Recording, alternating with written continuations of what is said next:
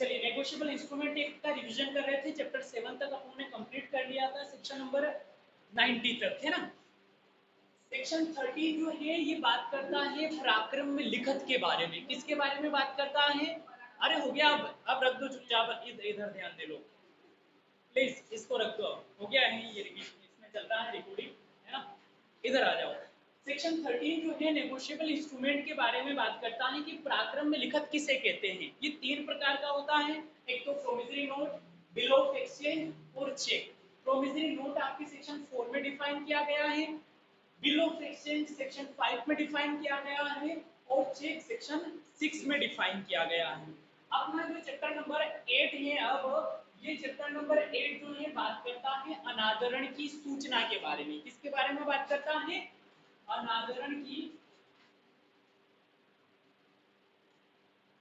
सूचना के बारे में। ये सेक्शन नंबर 91 से 98 तक दे रखा है। ये अनादरण क्या होता है? जब बिल ऑफ एक्सचेंज को आपने पेश किया है प्रतिग्रहण के लिए। किसके लिए? सेक्शन 91 जो है वो बात करता है कि कोई भी बिल ऑफ एक्सचेंज है, उस बिल ऑफ एक्सचेंज को आपने प्रोड्यूस किया है किसके लिए? एक्सेप्टेंस करने के लिए, प्रतिग्रहण करने के लिए। अब ये प्रतिग्रहण के लिए कैसे पेश किया जाता है? तो सेक्शन नंबर 21 में आपको जाना पड़ेगा।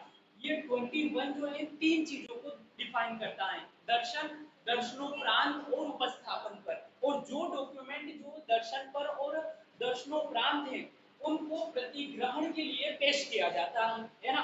प्रतिग्रहण के लिए पेश किए जाने पर ऊपरवाल चाहे तो फिर उस बिल ऑफ एक्सचेंज को एक्सेप्ट कर सकता है और एक्सेप्ट नहीं भी कर सकता है। आई बात समझ में? जिस बिल ऑफ एक्सचेंज को आपने प्रतिग्रहण के लिए पेश किया था और उस व्यक्ति ने उसे प्रतिग्रहण करने से इनकार कर दिया है, क्या कर दिया है? प्रतिग्रहण करने से इनकार कर दिया है, तो सेक्शन 91 में माना जाएगा वो अप्रतिग्रहण द्वारा अनादरण। क्या माना जाएगा? अप्रतिग्रहण द्वारा अनादरण, है ना। फिर सेक्शन 92 जो है वो बात करता है असंदाय द्वारा अनादरण। किसके बारे में बात करता है? डिसोनर बाय नॉन पेमेंट के बारे में बात करता है। कोई भी प्रोमिसरी नोट है, कोई भी बिल ऑफ एक्सचेंज है या चेक है, ठीक है, तो बिल ऑफ प्रोमिसरी नोट तो जनरली रचयिता के सामने पेश किया जाएगा, है ना। बिल ऑफ एक्सचेंज या तो ऊपरवाल के सामने पेश किया जाएगा पेमेंट करने के लिए, या ऊपरवाल एक्सेप्ट ही नहीं करता है तो फिर लेखीवाल के सामने, ठीक है। और चेक जो है हमेशा ऊपरवाल के सामने पेश कर दिया गया है और ऊपरवाल बैंक ने उसे क्या कर दिया है? पेमेंट करने से इनकार करने के कारण डिसोनर कर दिया है, ठीक है। तो यहाँ पर या तो रचयिता, ऊपरवाल, लेखीवाल या फिर चेक का ऊपरवाल जो है वो पेमेंट करने से मना कर देता है। आपने कोई भी promissory note, bill of exchange या चेक पेमेंट करने के लिए सामने रखा था और उन्होंने पेमेंट करने से इनकार कर दिया है, डिनाई कर दिया है ना। या फिर जिस स्थान पर आपने पेमेंट करने के लिए उसको पेश किया था व्यक्ति ही नहीं मिला है, तब भी वो क्या मान लिया जाएगा? असंदाय या डिसोनर्ड बाय नॉन पेमेंट माना जाएगा अंडर सेक्शन 92। बात समझ में आई? ये बात करता है 91 अप्रतिग्रहण द्वारा अनादरण के बारे में, और 92 जो है ये बात करता है असंदाय द्वारा अनादरण के बारे में। आई बात समझ में? फिर सेक्शन नंबर 93 जो है ये बात करता है आपका सूचना किसके द्वारा और किसको दी जाएगी। कौन देगा? यहाँ पर जो धारक हैं वो सूचना देगा और जो दायी पक्षकार हैं उसको सूचना दी जाएगी। बात समझ में आई? जैसे कई सारे ऊपर वाले हैं तो सबको एक साथ सूचना दी जाएगी, या फिर केवल जिसको वो दायी बनाना चाह रहा है उसी को दी जा सकती है, या तो एक व्यक्ति को या फिर सभी व्यक्ति को जिसको वो दायी बनाना चाह रहा है यहाँ पर सूचना दी जा सकती है।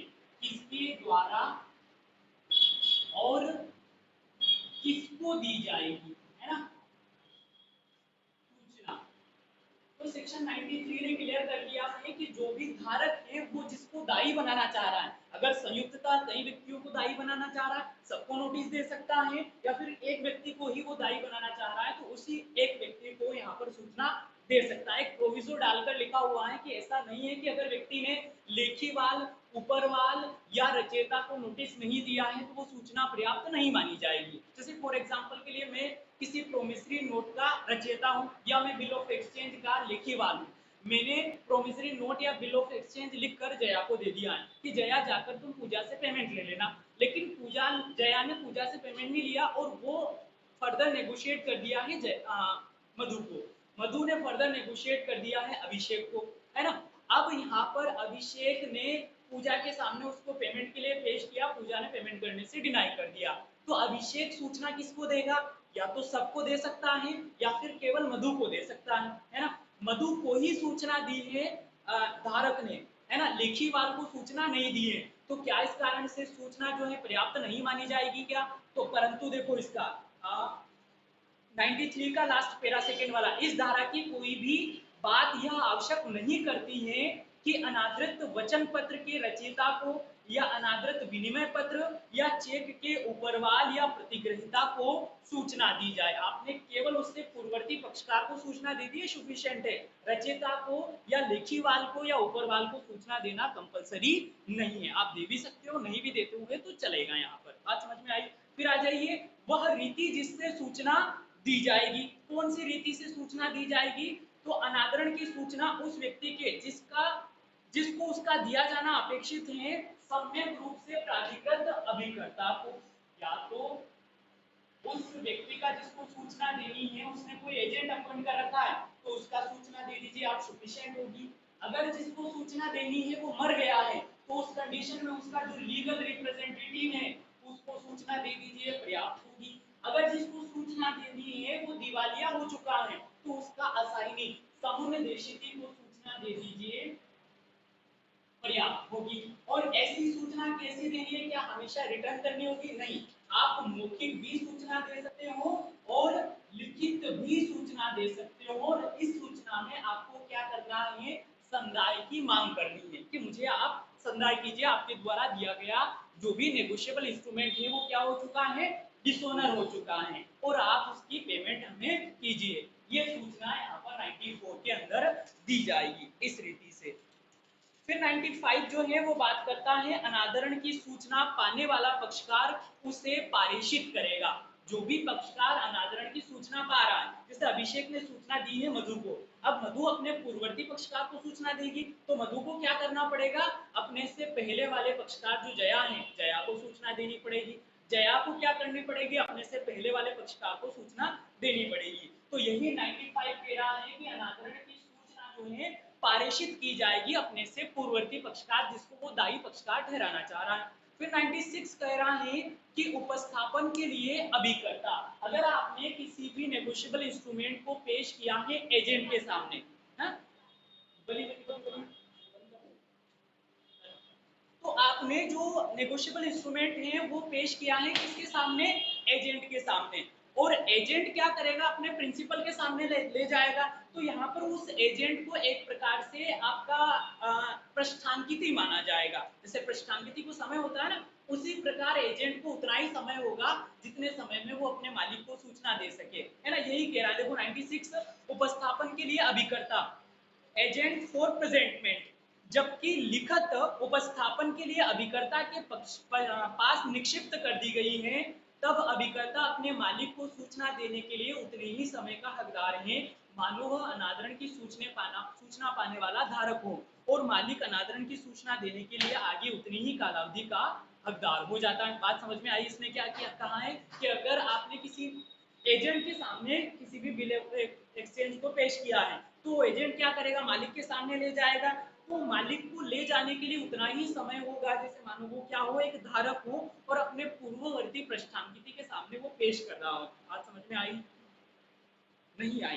जैसे फॉर एग्जांपल के लिए तुम जो है जया पूजा के एजेंट हो, ठीक है, अब मैंने एक नेगोशिएबल इंस्ट्रूमेंट यामिनी को दिया है, कोई भी बिल ऑफ एक्सचेंज, कि आप जाकर के पूजा से पेमेंट ले लेना, और पूजा ने वो इंस्ट्रूमेंट पूजा के सामने ने पेश किया है, एजेंट अपॉइंट कर रखा है इसलिए एजेंट के सामने पेश कर दिया, मतलब कि जया के सामने पेश कर दिया।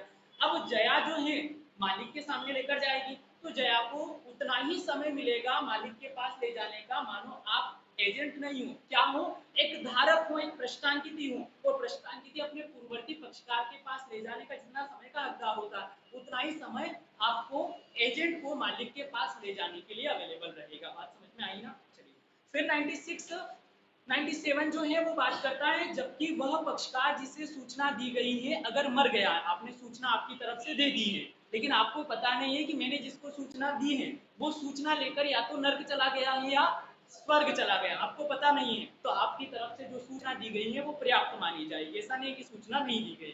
ठीक है, फिर 98 जो है वो बात करता है कि अनादरण की सूचना देना कब कंपलसरी नहीं है, कब आवश्यक नहीं है। ठीक है, एक कह रहा है कि हस्ताक्षर हकदार पक्षकार को उसके दिए जाने से अभिमुक्ति दे दी है।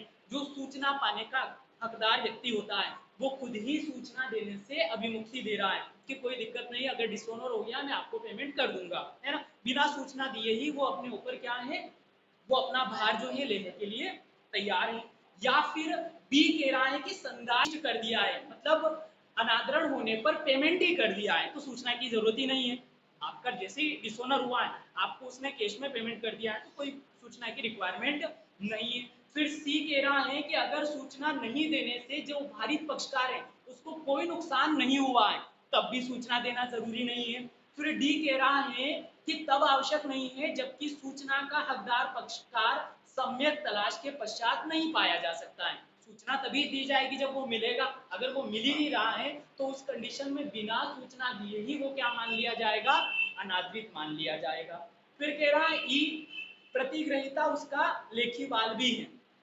अब किसी इंस्ट्रूमेंट का जो प्रतिग्रहिता है वही लेखपाल कैसे हो सकता है, जैसे फॉर एग्जांपल के लिए कोई ऊपर वाल है, ठीक है, अब इंस्ट्रूमेंट ऊपर वाल के पास आने से पहले ऐसे पक्षकार के पास चला जाता है जो उस पर दायी पक्षकार है। जैसे फॉर इन प्रैक्टिकल से लेते हैं, मुझे जया को पेमेंट करना है और कितना पेमेंट करना है, 10,000 का पेमेंट करना है। तो मैंने जया को क्या दे दिया है, एक बिल ऑफ एक्सचेंज साइन करके दे दिया है कि जाकर के पूजा से ले लेना आप, है ना। अब यहाँ पर जया को पैसे देने थे मधु को, तो वो बिल ऑफ एक्सचेंज जया ने किसको दे दिया है, मधु को दे दिया है। मधु को पैसे देने थे किसको, यहाँ पर अभिषेक को, तो मधु ने वो डिलीवर कर दिया है अभिषेक को, अभिषेक ने उसको डिलीवर कर दिया है राधिका को, और राधिका को पेमेंट लेना था किससे, अपने पूजा से ही पेमेंट लेना था मान लेते हैं, ठीक है।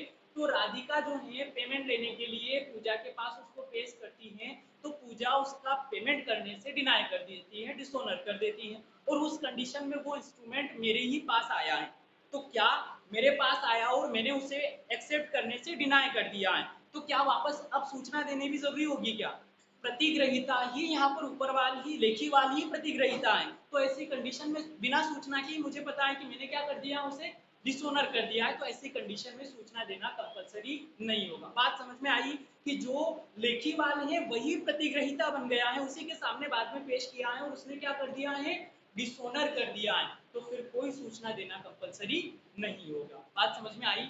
चलिए फिर अगला कह रहा है जो एफ है, उस वचन पत्र के बारे में आवश्यक नहीं है जो प्राक्रम में नहीं है। कोई वचन पत्र मैंने साइन करके बलि को दिया है और बलि ने मेरे सामने 2 महीने बाद पेश किया है, मैंने उसे अनादृत कर दिया है, तो क्या सूचना देना कंपलसरी है क्या, अगर वो ऐसा नेगोशिएबल इंस्ट्रूमेंट है जो पराक्रमित नहीं है, मतलब आगे एंडोर्स ही नहीं कर सकते हो, तो ऐसी सूचना देना कंपलसरी नहीं होता है। बात समझ में आई, नहीं आई जया, आ गई ना, ठीक है। फिर लास्ट वाला कह रहा है तब आवश्यक नहीं है जबकि सूचना का हकदार पक्षकार लिखत पर शोध्य रकम देने का अशर्त वचन तथ्यों को जानते हुए दे देता है।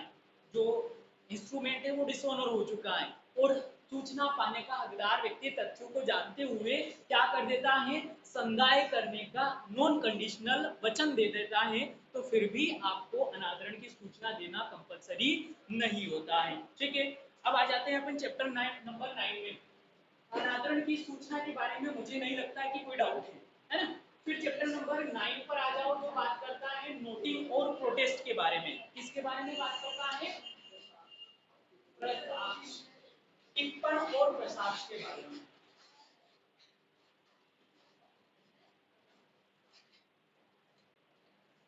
चैप्टर नंबर 9 टिप्पण और सेक्शन नंबर 99 में डिफाइन किया गया है किसको, टिप्पण को। क्या होता है टिप्पण? जब कोई भी नेगोशिएबल इंस्ट्रूमेंट या बिल ऑफ एक्सचेंज डिसोनर हो जाता है। क्या हो जाता है? डिसोनर हो जाता है या बेहतर प्रतिभूति के लिए अनादृत हो गया है, तो वो आपको, क्योंकि एविडेंस क्या है वहां पर, अगर आपने कोई चेक बैंक में लगाया है तो वो डिसोनर हुआ है, इसका एविडेंस आपके पास क्या है? वो बैंक द्वारा दी गई स्लिप, बैंक स्लिप देती है आपको डिसोनर होने पर। लेकिन आपने कोई प्रोमिसरी नोट किसी के सामने लगाया है या कोई बिल ऑफ एक्सचेंज आपने किसी के सामने लगाया है और उसने पेमेंट करने से मना कर दिया है, मतलब वो डिसोनर हो गया है, तो आपके पास डिसोनर का एविडेंस क्या है? कोई एविडेंस है? कोई भी एविडेंस आपके पास नहीं है। तो उस कंडीशन में आपको क्या करना है, जो नोटरी पब्लिक होता है, डिसोनर होने की कंडीशन में नोटरी पब्लिक के पास ले जाना है उस इंस्ट्रूमेंट को, और उसके ऊपर आपको क्या करवाना है, किस दिन को आपने उसको संदाय के लिए या प्रतिग्रहण के लिए पेश किया था, कहाँ पेश किया था, किस कारण से वो अनादृत हुआ है, ये सारी चीजें नोटरी पब्लिक से उस इंस्ट्रूमेंट के ऊपर लिखवानी है और उसको नोटराइज करवाना है आपको। इसी को क्या कहा जाता है? टिप्पण कहा जाता है अंडर सेक्शन 99। देखो, जबकि वचन पत्र विनिमय पत्र अप्रतिग्रहण द्वारा या असंदाय द्वारा अनादृत हो गया है, तब धारक ऐसे अनादरण का टिप्पण नोटरी पब्लिक से एक सी लिखत पर या संलग्न कागज पर या भागता एक पर और भागता दूसरे पर करवा सकेगा। ऐसा टिप्पण अनादरण के पश्चात कब करवाना है? युक्तियुक्त समय में करवाना है, और युक्तियुक्त समय आपको डिफाइन किया गया है अंडर सेक्शन 10567, है ना। फिर 100 जो है वो बात करता है प्रसाक्ष की। किसकी बात करता है? प्रोटेस्ट के बारे में बात करता है, प्रसाक्ष के बारे में बात करता है। अब एक प्रकार का टिप्पण ये प्रसाक्ष है, लेकिन टिप्पण और प्रसाक्ष में थोड़ा डिफरेंस ये है, यहाँ पर तो केवल आपको कारण लिखना होता है, लेकिन प्रसाक्ष के अंदर क्या करना पड़ता है, उस डॉक्यूमेंट पर जिस पर आप प्रसाक्ष करवा रहे हो, प्रोटेस्ट करवा रहे हो, जो भी आपका नेगोशिएबल इंस्ट्रूमेंट था, उसका अक्षरशः अनुलिपि आपको तैयार करवानी पड़ेगी उस सेकेंडरी डॉक्यूमेंट पर। जैसे आपका प्रोमिसरी नोट था, जो कुछ चीजें उसमें लिखी हुई है वो सारी चीजें कॉपी करवाकर इस प्रसाक्ष पर लिखनी पड़ेगी। अगर वो बिल ऑफ एक्सचेंज था तो अक्षरशः उसकी पूरी की पूरी कॉपी आपको इस प्रसाक्ष के ऊपर करवानी पड़ेगी, कब आपने उसको पेश किया था और किस कारण से वो अनादृत हुआ है। अगर वो मिला ही नहीं है तो आपने किस आधार पर उसे अनादृत मान लिया है, वो लिखते हुए नोटरी पब्लिक से क्या करवाना है, आपको नोटराइज करवाना है। नोटरी का कितना खर्चा लगा है, अनादरण के पेश करने का आपका कितना खर्चा लगा है, ये सारी बातें भी आपको यहाँ पर लिखनी पड़ती है ना। तो देखो सेक्शन नंबर 100 कह रहा है, जबकि वचन पत्र या विनिमय पत्र अप्रतिग्रहण या असंदाय द्वारा अनादृत हो गया है, तब धारक ऐसे अनादरण को नोटरी पब्लिक द्वारा युक्तियुक्त समय के भीतर क्या करवाएगा, टिप्पणित या प्रमाणित कराया जाएगा, और यही प्रमाण जो है क्या कहा जाएगा, प्रसाक्ष कहा जाएगा। बेहतर प्रतिभूति के लिए प्रसाक्ष, अगर वो जो जिसके सामने आप पेश करने वाले हैं वो दिवालिया हो गया, तो उस कंडीशन में जो प्रसाक्ष करवाएंगे आप क्या करवाएंगे, बेहतर प्रतिभूति के लिए प्रसाक्ष करवाते हैं। इसकी अंतर्वस्तु क्या होगी प्रसाक्ष की? 101 कह रहा है कि इसकी अंतर्वस्तु या कंटेंट क्या होगा, तो क्या क्या कंटेंट होगा, कह रहा है कि धारा 100 के अधीन प्रसाक्ष में अंतर्विष्ट होना ही चाहिए, या तो स्वयं लिखत या लिखत की या उसके ऊपर लिखी या मुद्रित हर बात की अक्षरशः अनुलिपि। मतलब क्या है, पूरा का पूरा प्रोमिसरी नोट या पूरा का पूरा बिल ऑफ एक्सचेंज आपको प्रसाक्ष में कॉपी करना होगा। फिर कह रहा उस व्यक्ति का नाम जिसके लिए जिसके विरुद्ध लिखित प्रसाक्षित की जा रही है, किसके खिलाफ अनादरण हुआ है उसका नाम, है ना। और उत्तर, उसने क्या कहा है या उत्तर दिया है या वो नहीं पाया जा है वो कारण लिखना है, ठीक है।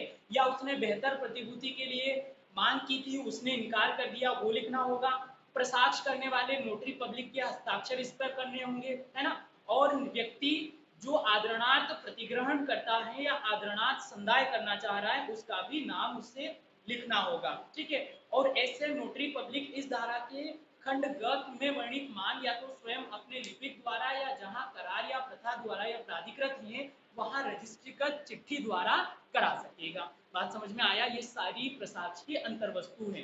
फिर प्रसाक्ष की सूचना जो है, जिस व्यक्ति को यहाँ पर वो दायी पक्षकार ठहराना चाहता है वो नोटरी पब्लिक खुद भी यहाँ पर 102 में क्या कर सकता है, सूचना दे सकता है। 102 में नोटरी पब्लिक खुद सूचना दे सकता है। 103 जो है बात करती है अप्रतिग्रहण द्वारा अनादरण के पश्चात असंदाय के लिए प्रसाक्ष। ऐसा हो सकता है क्या कि कोई डॉक्यूमेंट पहले तो क्या हो गया, हाँ, क्या कोई डॉक्यूमेंट पहले तो पेश किया गया था प्रतिग्रहण के लिए, है ना, लेकिन वो व्यक्ति पाया ही नहीं जा सका है, तो ड्यू डेट ऑटोमेटिकली ऐसा मान लिया जाता है कि वो अनादरण द्वारा, जैसे फॉर एग्जांपल के लिए कविता ने एक बिल ऑफ एक्सचेंज लिखकर दे दिया है यामिनी को, है ना। अब यामिनी को कविता का कोई घर का पता ना बिजनेस का पता किसी का पता यामिनी को है नहीं है, ठीक है। तो यहाँ यामिनी क्या करेगी, उस बिल ऑफ एक्सचेंज को पेश करेगी, जहां पर भी ये पाई जा सकती है कविता वहां पेश कर देगी।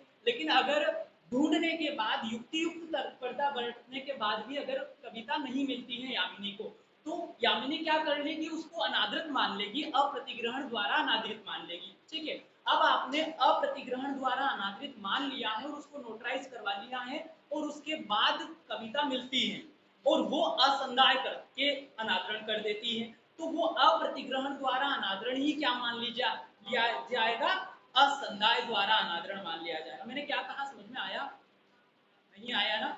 जैसे मधु ने एक बिल ऑफ एक्सचेंज लिख कर दिया है राधिका को, है ना, और मधु के घर बार के बारे में राधिका को कोई जानकारी नहीं है कि मधु कहाँ रहती है, कहाँ बिजनेस करती है, कोई पता नहीं है, बस मंदसौर की दोस्ती है आप लोगों की, ठीक है।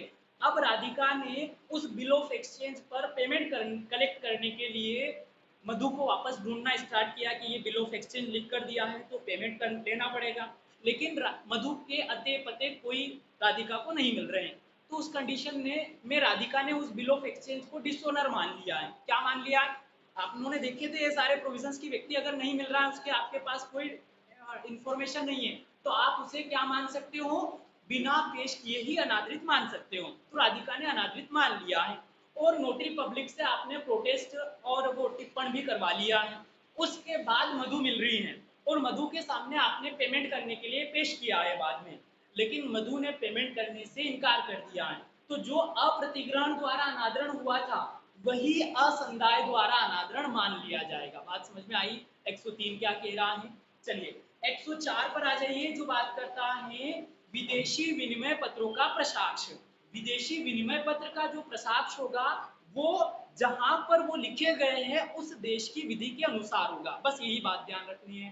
फिर 104 कह रहा है टिप्पण कब प्रसाक्ष के समतुल्य होता है, अगर किसी इंस्ट्रूमेंट का आपने क्या करवाया है, टिप्पण करवाया है ना, तो वो टिप्पण ही प्रसाक्ष के समतुल्य होगा अगर टिप्पण पर वो अनादृत हो गया है और बाद में जाकर किसी समय आपने प्रसाक्ष करवाया है, तो वो प्रसाक्ष या टिप्पण ही प्रसाक्ष के समतुल्य माना जाएगा। थोड़ी सी बात है कि अगर जो इंस्ट्रूमेंट है वो विनिर्दिष्ट समय के अंदर या आगे कार्यवाही की जाने के पूर्व प्रशासित कराया जाए, है ना, वो अनादृत हो चुका है, कुछ समय बाद अगर आपने प्रसाक्ष करवाया है तो वो टिप्पणी ही प्रसाक्ष के समतुल्य यहाँ पर माना जाएगा, है ना। फिर आ जाइए आप, जो बार बार युक्तियुक्त समय आ रहा है, ये युक्तियुक्त समय क्या है, तो चैप्टर 10 जो है इसके सेक्शन नंबर 105, 106 और 107 युक्तियुक्त समय के बारे में बात करते हैं। सेक्शन 105 जो है वो बात करता है युक्तियुक्त समय, प्रतिग्रहण या संदाय के लिए, उपस्थापन के लिए या अनादरण की सूचना देने के लिए और टिप्पण के लिए युक्तियुक्त समय क्या है। एक्सेप्ट युक्तियुक्त समय में करना है तो वो कितना होगा, संदाय युक्तियुक्त समय में करना है तो युक्तियुक्त समय कितना होगा, अनादरण की सूचना आपको युक्तियुक्त समय में देनी है तो वो कितना युक्तियुक्त समय होगा, है ना। टिप्पण के लिए युक्तियुक्त समय कौन सा होगा, है ना। यह अवधारण करने में जो लिखत है, जो भी इंस्ट्रूमेंट है उसकी प्रकृति और वैसी ही लिखतों के बारे में व्यवहार की प्रायिक चर्या को ध्यान में रखा जाएगा, और ऐसे समय की गणना करने में लोक अवकाश को क्या कर दिया जाएगा, अपवर्जित कर दिया जाएगा। जो भी कारोबार का नेचर है उसको देखते हुए युक्तियुक्त समय डिसाइड किया जाएगा।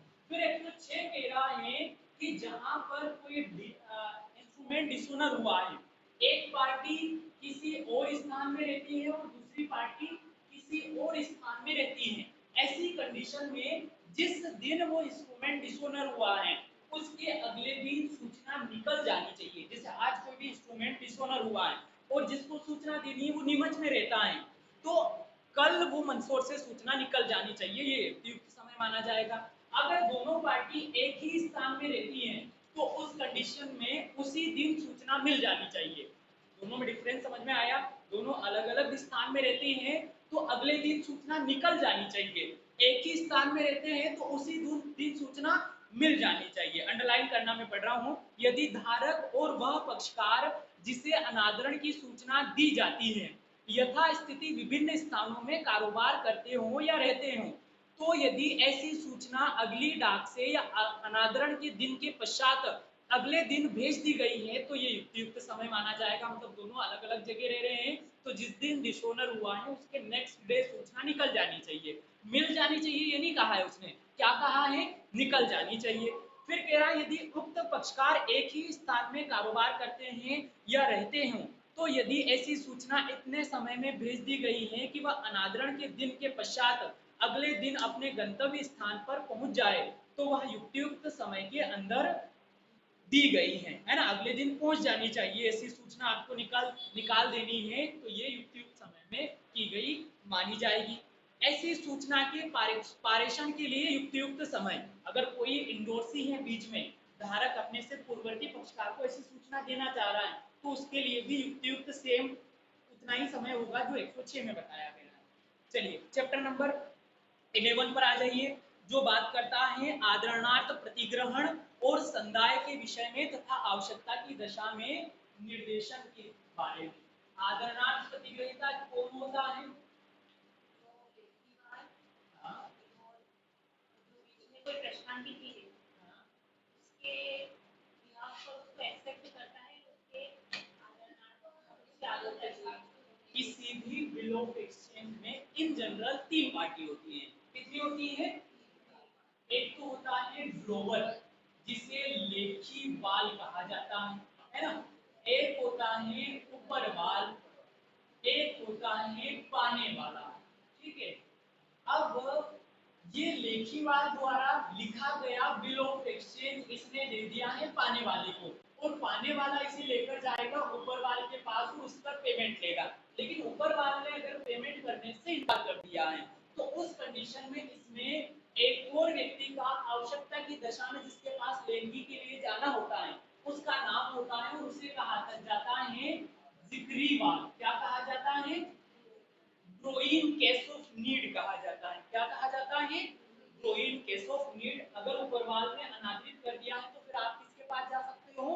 ग्रोइन केस ऑफ नीड या जिगरीवाल के पास जा सकते हो। अगर जिगरीवाल ने भी पेमेंट करने से इनकार कर दिया है तो उस कंडीशन में जो व्यक्ति इस पर दायी होना चाह रहा है, इसे एक्सेप्ट करना चाह रहा है, उसे क्या करना पड़ेगा? इस इंस्ट्रूमेंट को नोटेड और प्रोटेस्ट करवाना पड़ेगा, और नोटेड और प्रोटेस्ट करवाने के बाद वो या तो लेखीवाल के आदरणार्थ या इनमें से कोई प्रश्नांकित है उनमें से किसी प्रश्नांकित के आदरणार्थ उसे प्रतिग्रहित करता है तो उसे क्या कहा जाता है? आदरणार्थ प्रतिग्रहिता कहा जाता है। क्या कहा जाता है? आदरणार्थ प्रतिग्रहिता कहा जाता है, एक्सेप्टर फॉर ओनर कहा जाता है। बात समझ में आई?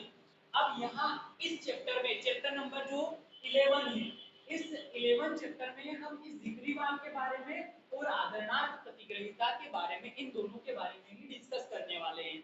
सेक्शन 108 जो है वो बात करता है आदरणार्थ प्रतिग्रहण किसे कहते हैं।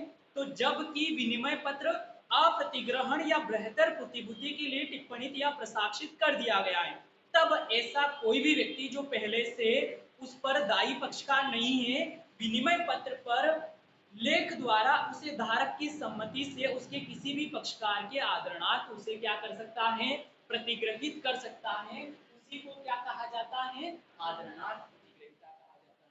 तो इस सेक्शन 108 से क्या क्या चीजें निकल कर आई है कि आदरणार्थ प्रतिग्रहिता ऐसा होना चाहिए जो पहले से दायी नहीं होना चाहिए। अगर कोई व्यक्ति पहले से दायी है तो वो आदरणार्थ प्रतिग्रहिता नहीं होना चाहिए। एक तो अंडरलाइन कर लेना, पहले से दायी नहीं होना चाहिए। जो भी आदरणार्थ प्रतिग्रहण करना चाहता है उसे धारक की सम्मति से ही करना होगा, पहले धारक की कंसेंट लेनी पड़ेगी। और जो आदरणार्थ प्रतिग्रहण करना चाह रहा है पहली शर्त यह है कि उस इंस्ट्रूमेंट को क्या करवा लिया हो?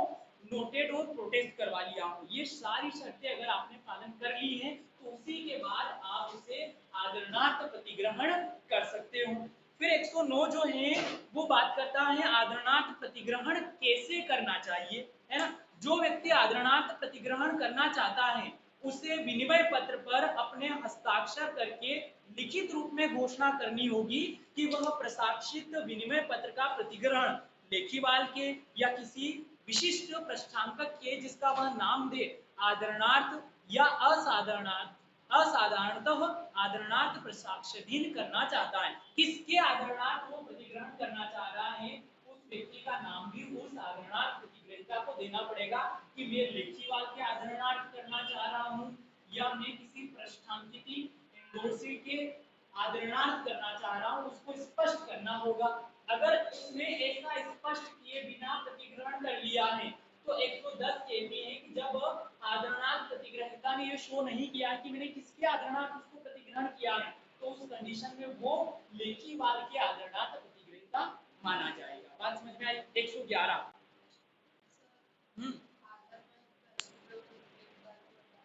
आदरणार्थ प्रतिग्रहण, जैसे ये तीन पार्टी समझ में आई, एक तो लेखीवाल होता है, ऊपरवाल होता है और पाने वाला होता है।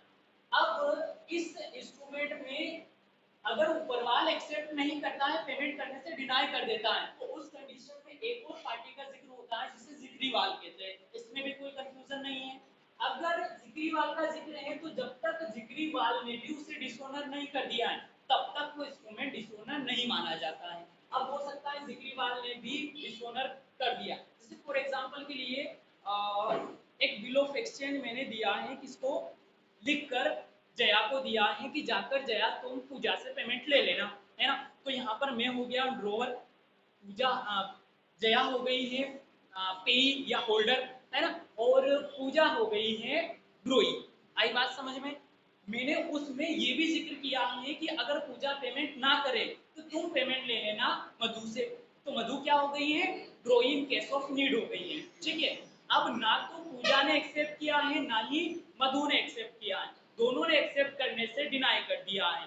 तो ऐसी कंडीशन में जो धारक है, धारक कौन है, जया है, जया ने जब उसे नोटिंग और प्रोटेस्ट करवा लिया है तब उसके बाद वहां उपस्थित कोई भी व्यक्ति उस लेखीवाल के आदरणार्थ आदर रखने के लिए, जैसे आप में से कि यार सर ने लिखा है ना, और व्यक्ति को जरूरत है तो दे देते हैं, पैसा कहाँ जा रहा है, तो वहां उपस्थित कोई भी व्यक्ति या तो लेखीवाल के आदरणार्थ या उनमें से किसी पृष्ठांकित के आदर के लिए, नाम ही क्या है आदर के लिए, आदरणार्थ प्रतिग्रहण करता है तो उसे क्या कहा जाएगा, आदरणार्थ प्रतिग्रहिता कहा जाएगा। बात समझ में आई, ठीक है। अब 109 में अगर जो आदरणार्थ प्रतिग्रहण कर रहा है उसने उसको क्या करना पड़ेगा, ये लिखना होगा कि मैं लेखीवाल के आदरणार्थ प्रतिग्रहण कर रहा हूँ या किसी पृष्ठांकित के आदरणार्थ प्रतिग्रहण कर रहा हूँ, ये शो करना होगा। यह विनिर्दिष्ट किए बिना प्रतिग्रहण की वह किसके आदरणार्थ किया गया। 110 कह रहा है कि आपने ऐसा शो नहीं किया है कि आप किसके आदरणार्थ प्रतिग्रहण कर रहे हो, तो उस कंडीशन में वो माना जाएगा कि वो लेखीवाल के आदरणार्थ आपने क्या किया है, प्रतिग्रहण किया है। 111 कहता है कि आदरणार्थ प्रतिग्रहिता का क्या दायित्व होगा, जो आदरणार्थ प्रतिग्रहण कर रहा है उसकी क्या लायबिलिटी होगी, तो उसे नोटिंग करवाना होगा, प्रोटेस्ट करवाना होगा। नोटिंग और प्रोटेस्ट करवाने के बाद में जब ऊपरवाल ने उसे पेमेंट करने से मना कर दिया है तब उस कंडीशन में जिसके भी आदरणार्थ उसने प्रतिग्रहण किया है उनसे पूर्ववर्ती पक्षकार के प्रति वो दायी पक्षकार होगा और उन सबको वो पेमेंट करने के लिए लायबल रहेगा। उसने प्रतिग्रहण किया है तो डिसोनर होने के बाद क्या करेगा, पेमेंट करेगा। इतनी सी बात इसमें 111 में लिखी हुई लंबी चौड़े शब्दों में। फिर 112 बात करता है कि आदरणार्थ प्रतिग्रहिता कब भारित किया जा सकता है ना। तो वो भारित किया जाएगा जब वो मेच्योर हो जाता है। क्या हो जाता है, इंस्ट्रूमेंट परिपक्व हो जाता है, तो परिपक्व होने के बाद फिर उसकी ये लायबिलिटी है आदरणार्थ प्रतिग्रहिता की, उसको पेमेंट करना ही करना है। फिर अब एक प्रकार का वो ऋणी हो गया, उसको केस लाकर आप पेमेंट देने के लिए लायबल ठहरा सकते हो। फिर 113 कह रहा है कि आदरणार्थ संदाय, वो जब भी संदाय करना चाह रहा है तो संदाय उसको असंदाय के लिए टिप्पणी या प्रसाक्षित होने के बाद ही पेमेंट करना है। नोटिंग और प्रोटेस्ट कंपलसरी है, जब तक नोटिंग और प्रोटेस्ट नहीं किया है आप पेमेंट नहीं कर सकते हो। फिर आदरणार्थ संदाय करने वाले का अधिकार, जिसने पेमेंट कर दिया है उसका क्या राइट होगा, तो जिसके आदरणार्थ उसने पेमेंट किया है, अब वो सारा पेमेंट और उसको हुई नुकसानी नोटरी पब्लिक की रकम वो सारी वसूल करने का आदरणार्थ प्रतिग्रहिता उस व्यक्ति से है जिसके आदरणार्थ उसने क्या किया है, प्रतिग्रहण किया है। फिर 115 कह रहा है कि जिक्रीवाल का अगर जिक्र है, अगर किसी इंस्ट्रूमेंट में जिक्रीवाल का जिक्र है तो वो इंस्ट्रूमेंट तब तक डिसोनर नहीं मानी जाती है जब तक कि उसको जिक्रीवाल के सामने भी पेश ना कर दी गई हो और उसने भी उसे डिसोनर ना कर दी हो। क्या जिक्रीवाल को एक्सेप्ट करने के लिए भी ये नोटरी या नोटिंग या प्रोटेस्ट की रिक्वायरमेंट होगी?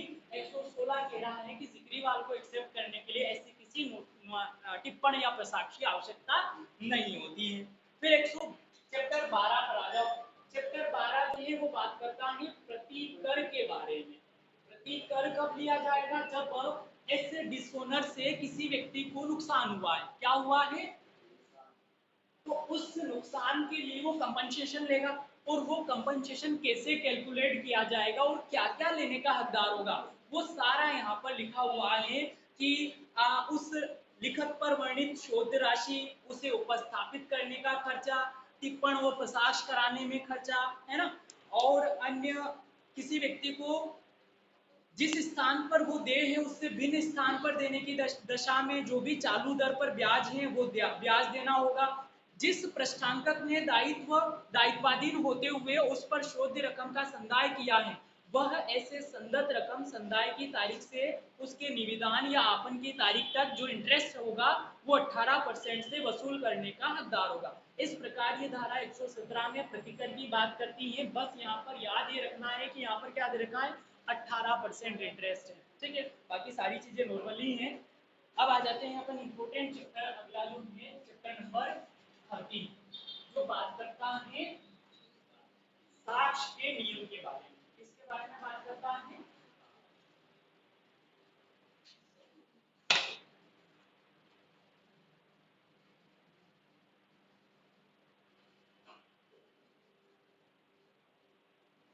चैप्टर है ये आपका 118 टू 122, 118 से 122 तक। ये दो भागों में चैप्टर दे रखा है। एक भाग तो बात करता है प्रजम्पशन के बारे में, किसके बारे में, उपधारणा के बारे में, है ना, और एक भाग जो बात करता है स्टोपल के बारे में, विबंध के बारे में। ठीक है, उपधारणा के बारे में जो बात करता है वो एक तो 118 बात करता है जिसमें 7 उपधारणाएं दे रखी है। कितनी है ना, एक उपधारणा 119 में दे रखी है। ठीक है, एक उपधारणा 137 में दे रखी है, एक 139 में दे रखी है और एक 146 में दे रखी है।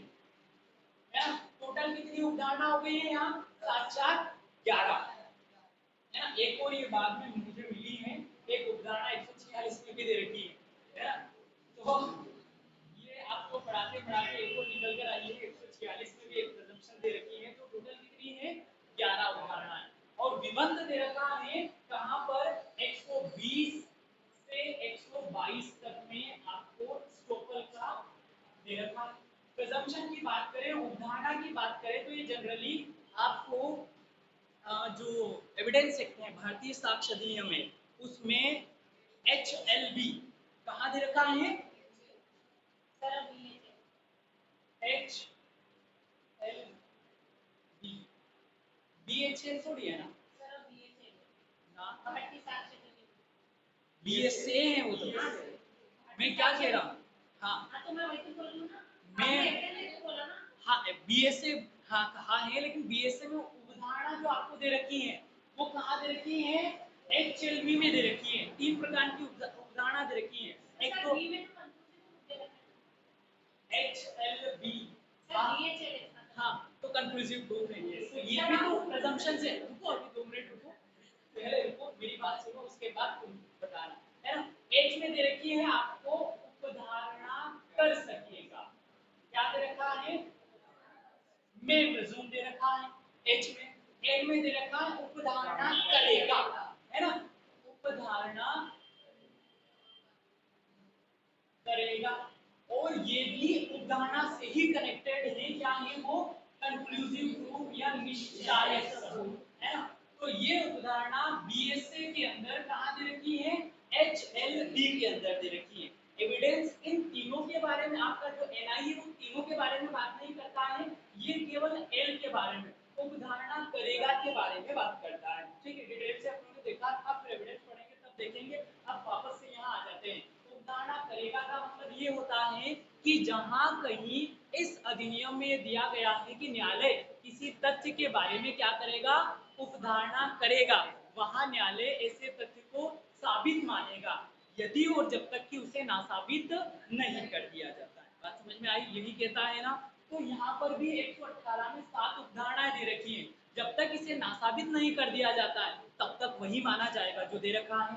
119 में जो एक उपधारणा दे रखी है, 137, 139 और 146 में, ये सब शेल प्रिजम्पशन के बारे में बात करती है। ठीक है, 118 का पहला जो प्रिजम्पशन है वो कह रहा है प्रतिफल के विषय में, कि कोई भी आपने नेगोशिएबल इंस्ट्रूमेंट एक्ट लिखा है वो किसी ना किसी प्रतिफल के लिए ही लिखा है, यदि और जब तक कि उसे नासाबित नहीं कर दिया जाता है। जैसे फॉर एग्जांपल के लिए मैंने कोई चेक लिख करके अपने अभिषेक को दिया है, या कोई प्रोमिसरी नोट लिख करके अभिषेक को दिया है, जब तक कि मैं एडवर्स साबित नहीं कर देता हूं तब तक ये प्रिजम्पशन की जाएगी कि मैंने जो भी नेगोशिएबल इंस्ट्रूमेंट किसी को लिख कर दिया है वो किसी ना किसी कंसिडरेशन के लिए ही लिख कर दिया है ना।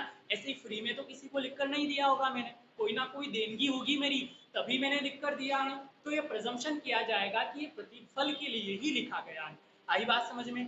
फिर बी जो है वो बात करता है तारीख के बारे में। किसके बारे में, जो भी डेट किसी नेगोशिएबल इंस्ट्रूमेंट एक्ट पर पड़ी हुई है वो उसी डेट को लिखा गया है, ये प्रिजम्पशन की जाएगी। जैसे मैंने कोई चेक दिया और चेक पर डेट लिखी हुई है 24 अप्रैल 2025, तो ये प्रिजम्पशन की जाएगी कि वो उसी डेट को लिखा है, भले ही सामने वाले ने वो डेट डाली है, लेकिन कोर्ट क्या प्रिजम्पशन करेगा कि लिखने वाले ने उस पर वही डेट डाली है ना।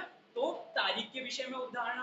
फिर सी जो है वो बात करता है प्रतिग्रहण के समय के बारे में, जिसने भी किसी भी नेगोशिएबल इंस्ट्रूमेंट को प्रतिग्रहण किया है, बिल ऑफ एक्सचेंज को प्रतिग्रहण किया है, तो वो परिपक्वता के पूर्व प्रतिग्रहण किया है, ऐसी भी प्रिजम्पशन की जाएगी। बात समझ में आई। जिसने एक्सेप्ट किया है वो कब किया है, डेट ऑफ मेच्योरिटी से पहले, है परिपक्वता के पहले प्रतिग्रहण किया है।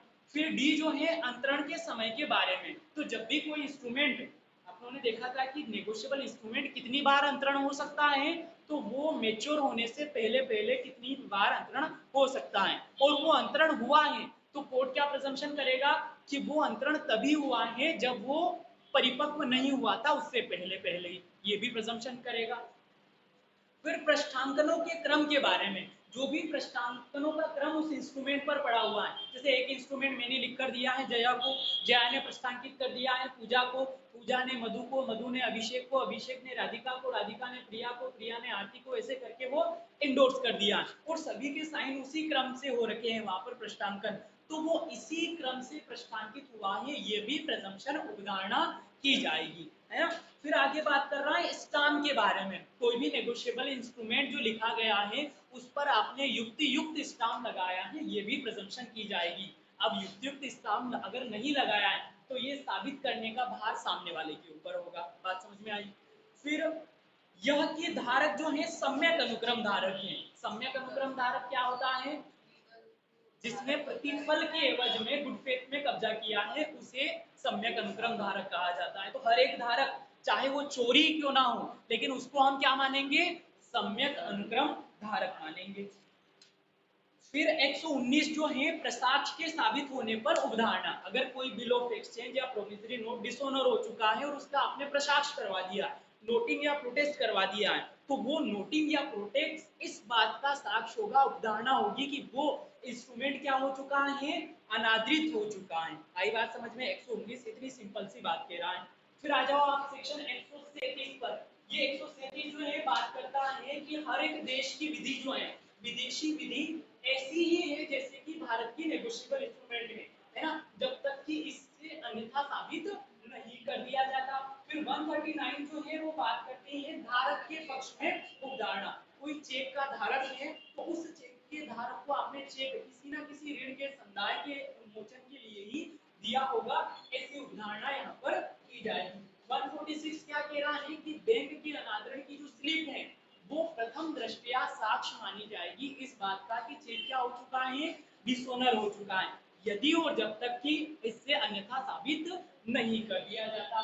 तो ये 11 ही अवधारणा आपकी इधर आ जाती है। फिर इधर 120, 21, 22 जो है वो विबंध के बारे में बात करते हैं। विबंध किसे कहते हैं, क्या होता है स्टोपल?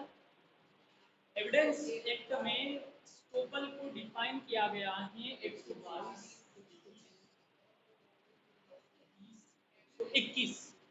देखो शानदार बात है, इन दोनों का बीच वाला सेक्शन कौन सा है, 121। और बीएसए में जो भारतीय साक्ष्य अधिनियम है उसमें स्टोपल को कहाँ डिफाइन किया गया है ना, 120, 21, 120, 21, 22 जो है एनआईए, और इसको डिफाइन जो है परिभाषा दी गई है 121 बीएसए में। क्या होता है स्टोपल या विबंधन? जब एक व्यक्ति अपने कार्य, लोक या आचरण से अन्य व्यक्ति को आशय विश्वास करा लेता है और ऐसे विश्वास पर सामने वाले व्यक्ति ने कोई काम कर दिया है ना, या अपनी स्थिति में उसने परिवर्तन कर लिया है, तो उस कंडीशन में आपने जो कहा है उससे आप बाउंड हो जाओगे। जिससे ए नाम का व्यक्ति वो कहता है कि ये खेत मेरा है ना, और मैं इसे बेचने की बी से संविदा कर लेता हूँ, और इस ए ने बी से 5,000 रुपए एडवांस भी ले लिए हैं,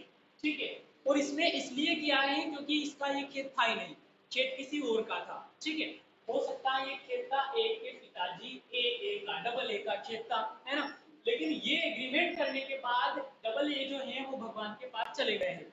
अब लीगल रिप्रेजेंटेटिव के रूप में ये खेत किसके पास आ गया है, ए के पास ही आ गया है। अब ए कह रहा, बी कह रहा है कि लाओ मुझे खेत बेचो, तो ये खेत बेचने के लिए जब मैंने संविदा की थी तब मैं ऑथोराइज ही नहीं था, है ना। इस आधार पर वो उस संविदा का पालन करने से इनकार करता है, तो क्या उसको इनकार करने दिया जाएगा? नहीं, वो अपनी ही बात में क्या है, बंद गया है, स्टॉप हो गया है। एक बार जो उसने बात बोल दी है और उसी बात पर विश्वास करके सामने वाले व्यक्ति ने अपनी स्थिति में परिवर्तन करके 5,000 रुपए उसको दे दिए, तो बाद में उसे अपनी बात से मुकरने की इजाजत नहीं दी जाएगी। इसी को क्या कहा जाता है, रूल ऑफ स्टोपल कहा जाता है। इसकी उत्पत्ति जो होती है पिकर्ड वर्सेस सीयर्स के मामले से 1837 में ये आया था। कब आया था? पिकर्ड वर्सेस सीयर्स के मामले। चलो अब इधर आ जाते हैं। 120 जो है ये बात करता है लिखत की मूल विधिमान्यता का प्रत्याख्यान करने के विरुद्ध विबंध। कोई इंस्ट्रूमेंट अगर वो एक्सेप्ट कर दिया गया है, प्रश्नांकित कर दिया गया है, और उसको आप चैलेंज कर रहे हो कि इसकी मूल विधिमान्यता ही ठीक नहीं थी। जैसे क्या एक माइनर नेगोशिएबल इंस्ट्रूमेंट लिख सकता है, लेकिन उसको छोड़कर सभी बाध्य होंगे। मान लेते हैं कि मैं एक माइनर हूँ और मैंने कोई नेगोशिएबल इंस्ट्रूमेंट लिख करके मैंने दे दिया है जया को, और जया ने उसे एक्सेप्ट भी कर लिया है। एक्सेप्ट करने के बाद जया ने उसको एंडोर्स कर दिया है पूजा को, पूजा ने एंडोर्स कर दिया है जया को, है ना। और जया ने मधु ने पेमेंट के लिए मेरे पास लगाया उसको, और वो डिसऑनर हो चुका है ना। बाद में पता चला कि जो दायी व्यक्ति था लेखीवाल वो क्या है, माइनर है, इसलिए आप उनके खिलाफ कोई लीगल प्रोसीडिंग नहीं कर सकते हो। तो मधु क्या करेगी, पूजा को नोटिस देंगी, पूजा क्या करेगी, जया को नोटिस देंगी, जया क्या करेगी, कुछ नहीं करेगी। अब आप ये नहीं कह सकते हो कि मैं तो पूजा को पैसे नहीं दूंगी क्योंकि मूल विधिमान्य नहीं है। ऐसे व्यक्ति ने लिखा है जो लिखने के लिए समर्थ नहीं है, क्योंकि लिखत की मूल ही विधिमान्यता नहीं है। इस आधार पर आप पूजा को पेमेंट देने से इनकार नहीं कर सकते हो। आपने माइनर से एक नेगोशिएबल इंस्ट्रूमेंट एक्सेप्ट किया है, तो आप बंद गए हो, आप, है ना। आपसे बाद वाले सभी पक्षकार के प्रति आप ही मूल ऋणी की तरह लाइबल रहेंगे, भले ही मूलतः जिसमें लिखा था उससे आप कुछ भी वसूल ना कर सकते हो, है ना। विबंध में आप बंद गए हो, बात समझ में आई। फिर 121 जो है वो बात करता है पाने वाले की पृष्ठांकन की सामर्थ्य का प्रत्याख्यान करने के विरुद्ध विबंध। जो पाने वाला है, धारक, उसको पृष्ठांकन करने का सामर्थ्य नहीं था, ये कहकर कोई व्यक्ति जो उस पर दायी पक्षकार हैं वो अपने दायित्व को निर्वहन करने से इनकार कर रहा है। अगेन वहीं आते हैं वापस, अभी जो इलस्ट्रेशन बनाया आप लोगों ने, मैंने कोई नेगोशिएबल लिखकर मैं किसको दे दिया है, जया ने इंडोर्स करके किसको दे दिया है, यहाँ पर पूजा को दे दिया है, पूजा ने मधु को दे दिया है, ठीक है। अब मधु ने जब मेरे पास लगाया, मैंने डिसऑनर कर दिया है, तो यहाँ पर आ, मधु जो है नोटिस देती है पूजा को, पूजा नोटिस देती है जया को, और जया कहती है, या फिर जया मुझे नोटिस दे रही है, और मैं कह रहा हूं कि ये तो इंस्ट्रूमेंट ऐसा है जो नेगोशिएबल ही नहीं था। क्या है, पाने वाले व्यक्ति को इसको प्रश्नांकन करने का अधिकार ही नहीं था, इसलिए विद्यमान नहीं है। तो एक बार वो प्रश्नांकन हो चुका है और एक्सेप्ट हो चुका है, तो ऐसा बचाव आप बाद में नहीं ले सकते हो। स्टोक के रूल के अकॉर्डिंग, स्टोकल के रूल के अकॉर्डिंग आप विबंधन में बंध जाते हो। बात समझ में आई। फिर 122 जो है, पूर्विक पक्षकार के हस्ताक्षर या सामर्थ्य का प्रत्याख्यान करने के विरुद्ध विबंध। कोई जो आपसे पहले वाला पक्षकार था, वो साइन करने को या प्रश्नांकन करने का सामर्थ्य नहीं रखता था, इस बात को आप बाद में नहीं उठा सकते, या तो उससे लेना ही नहीं था आपको, है ना।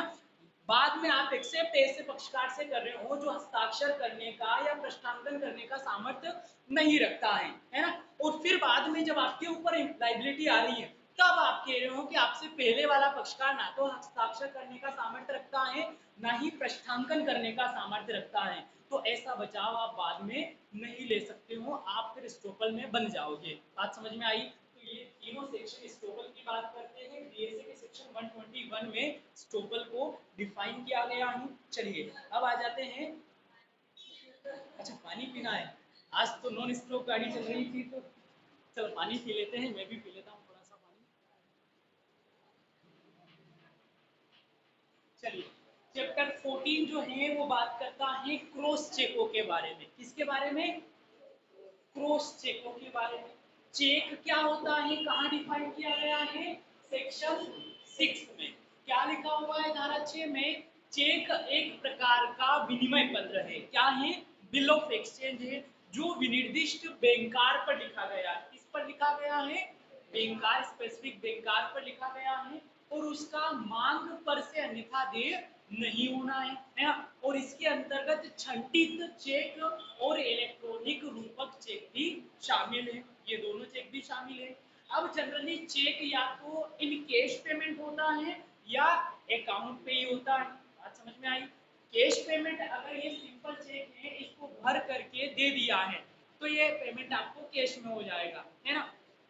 क्रॉस करना किसे कहते हैं, तो चैप्टर 14 है, इसकी धारा 123 से 131 ए तक में आपको चेकों के क्रॉस करने के बारे में नियम बताए गए हैं। 123 कहती है कि जब आप चेक के मुख्य भाग को काटते हुए, क्या कर रहे हो, चेक के मुख्य भाग को काटते हुए दो आड़ी समानांतर रेखाएं, है ना, और इन समानांतर रेखाओं के बीच और कंपनी शब्द, क्या लिखते हो, और कंपनी शब्द, या इसका कोई संक्षेपाक्षर मतलब शॉर्ट फॉर्म एंड कंपनी, है ना, या इसके साथ में आपने प्राक्रमण है या नहीं शब्दों के सहित या बिना बढ़ाया है, तो आपने ये क्या कर दिया है, साधारणतः क्रॉस किया है, ये कहा जाएगा। बात समझ में आई। ये 123 बताता है, ये एंड कंपनी लिख दिया है, मतलब ये साधारणतः क्रॉस चेक है। कैसा है, साधारण क्रॉस चेक। अब 124 जो है वो बताता है विशेषतः क्रॉस चेकों के बारे में। क्या कह रहा है कि जब चेक के मुख्य भाग को काटते हुए किसी विनिर्दिष्ट बैंकार का नाम, किसी स्पेसिफिक बैंकार का नाम आपने लिख दिया यहाँ एसबीआई, है ना, या आपने लिख दिया है पीएनबी, है ना, या आपने लिख दिया है एचडीएफसी बैंक, तो अब आपने क्रॉस करके किसी निर्दिष्ट बैंकार का नाम लिख दिया है, और ऐसे बैंकार के साथ में यहाँ प्राक्रमण है या नहीं शब्दों के सहित या बिना आपने लिखा है, तो ये आपने क्या कर दिया है, विशेषतः क्रॉस चेक कर दिया है। क्या कर दिया है, 123 और 124 हो गई। अब 125 कहती है कि ये क्रॉस करने की पावर किसे है, कौन चेक क्रॉस कर सकता है। तो अगर जो चेक आपको दे रहा है उसने क्रॉस नहीं किया है, तो जो चेक धारक है वो धारक यहाँ पर क्या कर सकता है, क्रॉस कर सकता है। अगर ऑलरेडी साधारणतः क्रॉस चेक है तो धारक क्या कर सकता है, विशेषतः क्रॉस चेक कर सकता है। लेकिन एक बार क्रॉस चेक को संग्रह करने के अभिकर्ता के रूप में एक बैंक दूसरे बैंक को करने के अलावा दोबारा आप विशेषता क्रॉस नहीं कर सकते हो। आई बात समझ में? तो 125 बता रहा है कि कौन क्रॉस कर सकता है और कब क्रॉस कर सकता है। फिर आ जाइए 126 की, ये क्रॉस चेक का पेमेंट कैसे होगा। अगर चेक साधारणतः क्रॉस चेक है तो 126 का पैरा 1 कहता है कि इसका पेमेंट जो है किसी भी बैंकार में, किसी ना किसी बैंकार की होगा, के पेमेंट नहीं होगा, है ना। फिर इसी 126 में कहा गया है कि चेक अगर विशेषता क्रॉस है तो जिस बैंक के फेवर में वो विशेषता क्रॉस है उसी बैंकार को, है ना, उस विशेष बैंकार के को ही पेमेंट होगा। अब जिसको चेक दिया गया है वो विशेषतः क्रॉस है और पीएनबी के फेवर में, हो सकता है उसका पीएनबी में अकाउंट नहीं है तो फिर उसे क्या करना पड़ेगा, अकाउंट ओपन करवाना पड़ेगा और पीएनबी के अकाउंट में ही वो पेमेंट होगा। 126 में यही कहा है कि साधारणतः क्रॉस चेक का जो पेमेंट है वो किसी भी बैंकार के फेवर में हो सकता है और निर्दिष्टतः क्रॉस चेक का पेमेंट जो है उसी विशेष बैंकार के फेवर में होगा जिसके फेवर में वो विशेषता क्रॉस किया गया है।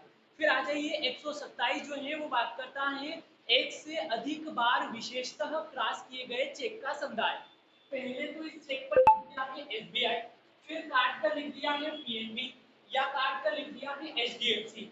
तो क्या ऐसे चेक का समुदाय होगा क्या?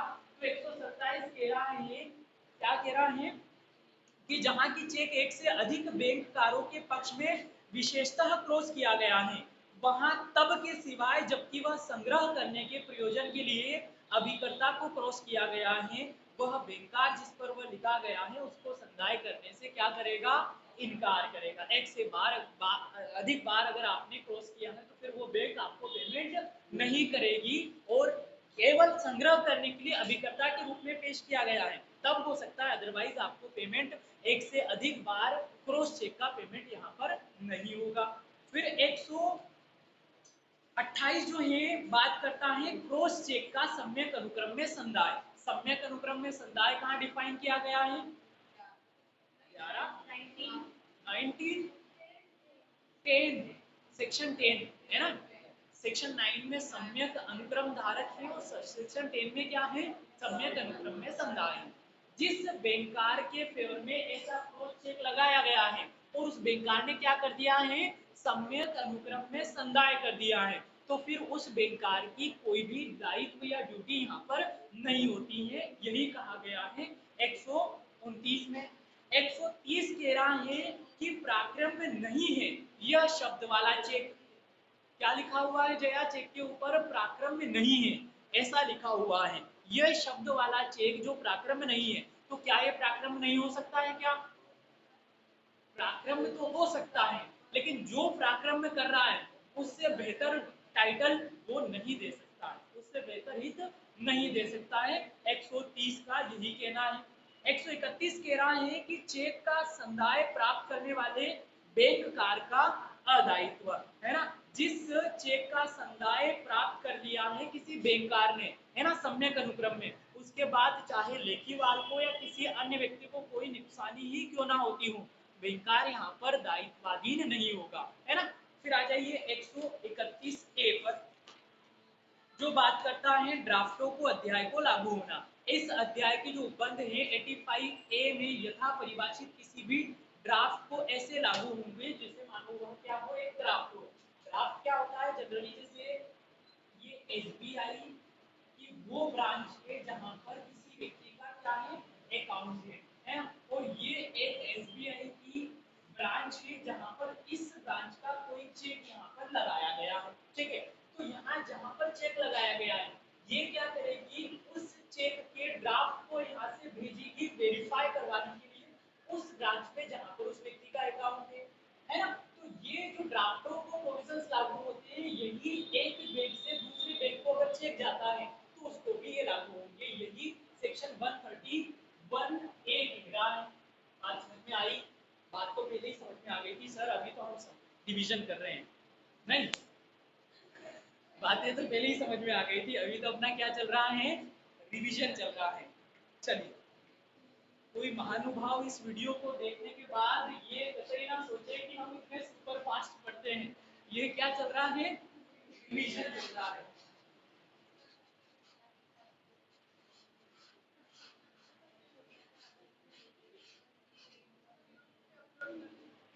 हाँ, यूट्यूब पे ही अपलोड होगी तो कहाँ जाएगी। चलिए, चैप्टर नंबर 15 जो है ये बात करता है वो विनिमय पत्र जो संवर्ग में है। संवर्ग किसे कहते हैं, सेट में है ना। जनरली कोई भी बिल ऑफ एक्सचेंज जो लिखा जाता है वो सिंगल कॉपी में लिखा जाता है, लेकिन कभी कभी ऐसी सिचुएशन बन सकती है कि जो पाने वाला है, धारक है, वो विनिमय पत्र की एक से ज्यादा कॉपी मान सकता है। और जनरली ऐसा तब होता है जब पार्टीज इंटर कंट्रीज रहती है, एक किसी कंट्री में दूसरी किसी और कंट्री में है, तो ऐसी कंडीशन में किसी बिल ऑफ एक्सचेंज के लॉस्ट होने की कंडीशन होती है, फट जाने की या उसके गुम हो जाने की कंडीशन होती है। तो ऐसी कंडीशन में वो क्या कर सकता है, एक से ज्यादा कॉपियां बिल ऑफ एक्सचेंज की ले सकता है। ठीक है, तो 131 विनिमय पत्रों का संवर्ग, अगर सेट में आपने कोई बिल ऑफ एक्सचेंज लिए हैं तो उस कंडीशन में जनरली जो पहला बिल ऑफ एक्सचेंज है वो पेमेंट होते ही बाकी बिल ऑफ एक्सचेंज क्या हो जाएंगे,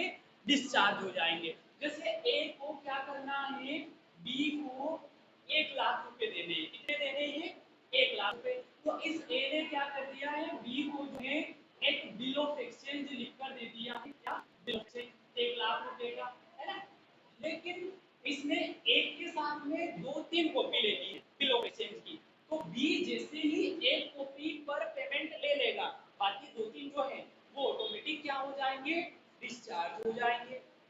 जब तक कि यहाँ पर उसने 2-3 व्यक्तियों को देकर उन सब का एक्सेप्ट ना कर लिया हो। देखो, अपवाद दे रखा है, जबकि कोई व्यक्ति विनिमय पत्र की विभिन्न मूल प्रतियों को विभिन्न व्यक्तियों के पक्ष में प्रतिग्रहित करता है या प्रस्थांकित करता है, तब वह और हर एक मूल प्रति का पश्चातवर्ती धारक ऐसी मूल प्रति पर ऐसे दायी होगा मानो वह क्या हो, पृथक विनिमय पत्र हो।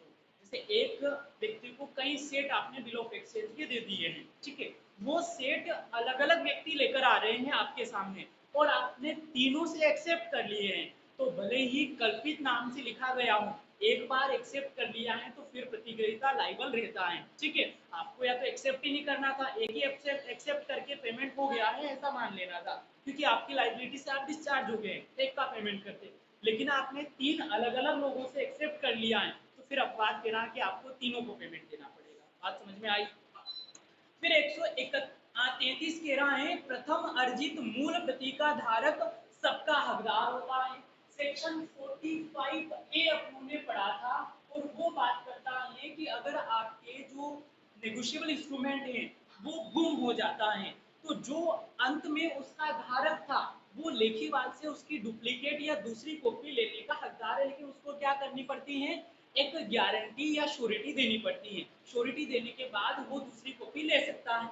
ऐसी दूसरी कॉपी उसने ले ली है ना। तो एक कॉपी तो ए से गुम हो गई है, जो हो सकता है बी को मिल गई है, ठीक है। और एक कॉपी और ए ने जिस व्यक्ति से उसने पहली कॉपी ली थी उससे दूसरी डुप्लीकेट भी उसने ले ली है। तो 133 है वो कहता है कि जो भी या तो जिसको मिली है वो लेने चला गया है तो डिस्चार्ज हो जाएगी दूसरी वाली कॉपी भी, या ये लेकर आ गया है तो जो गुम हो गई थी वो कॉपी क्या हो जाएगी, डिस्चार्ज हो जाएगी। प्रथम अर्जित कॉपी का हकदार जो है बाद वाली सबका हकदार हो जाता है। बात समझ में आई, क्या कहा इसमें, आई। चलिए, अब आ जाओ आप चैप्टर 16 जो बात करता है अंतरराष्ट्रीय विधि के विषय में, है ना, ऑफ इंटरनेशनल लॉ के बारे में। जनरली सबसे पहले इस चैप्टर का सेक्शन 137 देखना है, जो बात करता है कि जब तक अन्यथा साबित नहीं कर दिया जाता, हर एक देश का नेगोशिएबल इंस्ट्रूमेंट ऐसा ही है जैसा कि भारत का है, ऐसा कहता है 137। अब 134 पर आ जाओ वापस। विदेशी लिखत के रचयिता, प्रतिग्रहिता या पृष्ठांकक के दायित्व को शासित करने वाली विधि। प्रतिकूल संविदा न हो तो विदेशी वचन पत्र, विनिमय पत्र या चेक के रचयिता या लेखीवाल का दायित्व सब आवश्यक बातों में उस स्थान की विधि द्वारा विनियमित होता है जहां उसने वह लिखित रची थी, तथा प्रतिग्रहित और प्रश्नांतक के अपने अपने दायित्व उस स्थान की विधि से विनियमित होते हैं जहां लिखत देय होगी। जहां पर भी पेमेंट जो होना है वहां की विधि से ये लिखत दायी होगी, चाहे पक्षकार अलग अलग स्थान के क्यों ना हो। जैसे एक पक्षकार है, ए जो है वो भारत में रह रहा है, बी जो है वो अमेरिका में रहता है, सी जो है वो पाकिस्तान पाकिस्तान वाले के साथ बिजनेस करना ही नहीं, कहाँ रशिया में रहता है ना। और एक जो है वो कहाँ रहता है, फ्रांस के अंदर रहता है ना। बांग्लादेश, पाकिस्तान, चाइना, इनका तो नाम तक लेना पसंद नहीं है ना, तो अब उन्होंने इनको बिजनेस में शामिल भी नहीं किया, हटा दिया साथ, है ना। एक रहता है इंडिया में, एक यूएसए में रह रहा है ना, एक फ्रांस में रह रहा है, और एक और कहाँ रखा है उन्होंने,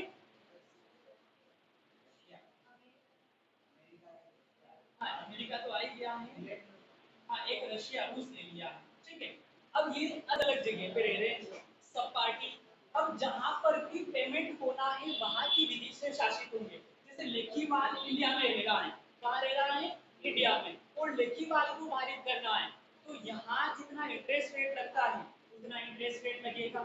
अगर किसी व्यक्ति को पारित करना है यूएसए में, है ना, वो दे कहाँ पर है, यूएसए में, तो यूएसए में जो इंटरेस्ट रेट है वो इंटरेस्ट रेट लगेगा। अगर जो पेमेंट फ्रांस में होना है तो जो भी इंटरेस्ट रेट वहां पर है उसके अकॉर्डिंग इंटरेस्ट रेट लगेगा। अगर रशिया में पेमेंट होना है तो वहां जो इंटरेस्ट रेट है उसके अकॉर्डिंग जहां ये है उस स्थान की विधि से वो क्या है, अनादरित शासित होगा। बात समझ में आई।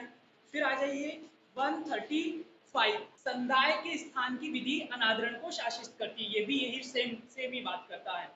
फिर भारत के बाहर किंतु भारत की विधि के अनुसार रचित आदि लिखत, अगर आपने कोई ट्रांजेक्शन भारत के बाहर किया है लेकिन उसमें ये लिखा हुआ है कि आप जो है शासित भारत की विधि से ही होंगे, तो उस कंडीशन में उस एग्रीमेंट पर भारत का नेगोशिएबल इंस्ट्रूमेंट एक्ट ही लागू होगा। और 137 तो अपनों ने पहले से पढ़ ही लिया है। अब लास्ट चैप्टर जो है आपका बात करता है लेखों में जब अपर्याप्त होने आदि के कारण चीजों का अनादर।